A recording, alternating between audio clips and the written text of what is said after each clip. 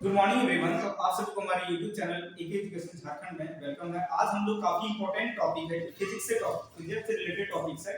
What is the difference between electrostatic force and gravitational force. ये समझेंगे कि electrostatic force और ग्रेविटेशनल फोर्स में क्या डिफरेंस है। तो चलिए वीडियो स्टार्ट करते हैं।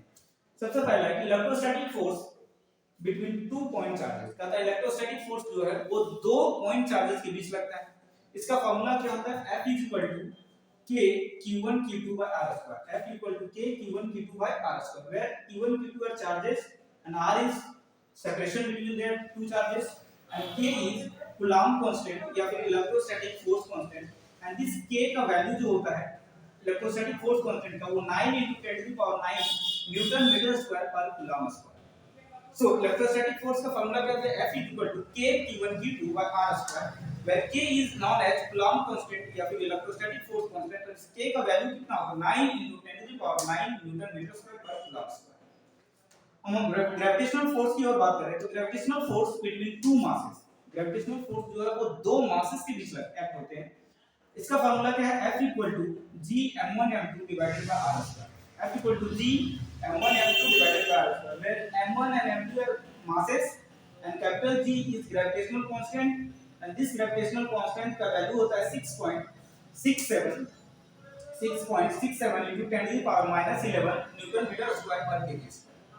सो कैपिटल G जो है यूनिवर्सल ग्रेविटेशनल कांस्टेंट, इस कांस्टेंट का वैल्यू कितना होता है? 6.67 into 10 to the power minus 11 newton metre square पर केजी। सेकंड पॉइंट क्या कहता है कि इट कुड बी अट्रैक्टिव और रिपल्सिव। इलेक्ट्रोस्टैटिक फोर्स जो होता है वो हमारा अट्रैक्टिव भी होते हैं और रिपल्सिव भी होते हैं, यानी दोनों ही नेचर का होता है, attractive as well as repulsive nature. दोनों ही नेचर को शो करता है electrostatic force.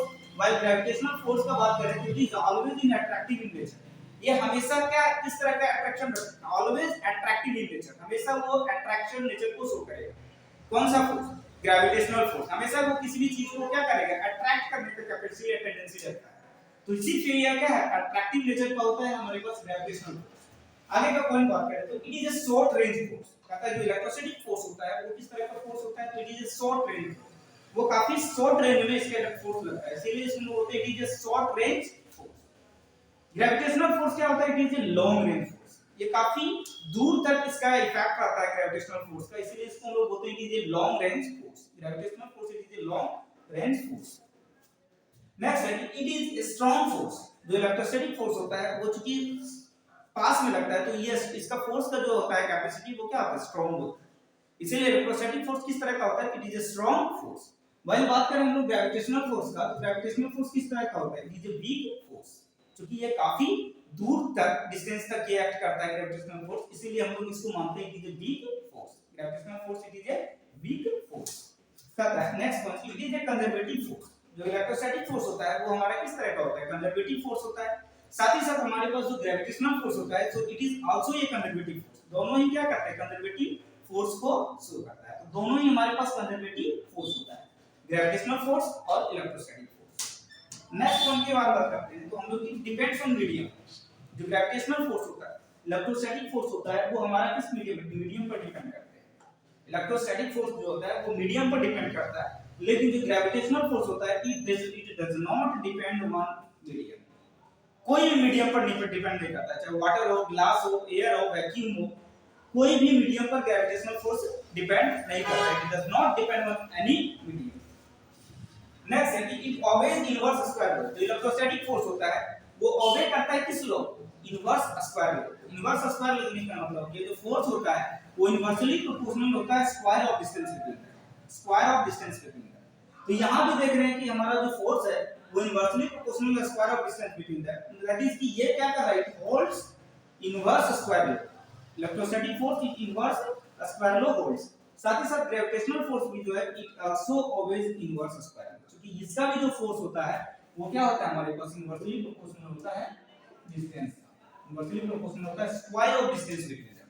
So it also hold inverse square law gravitational force.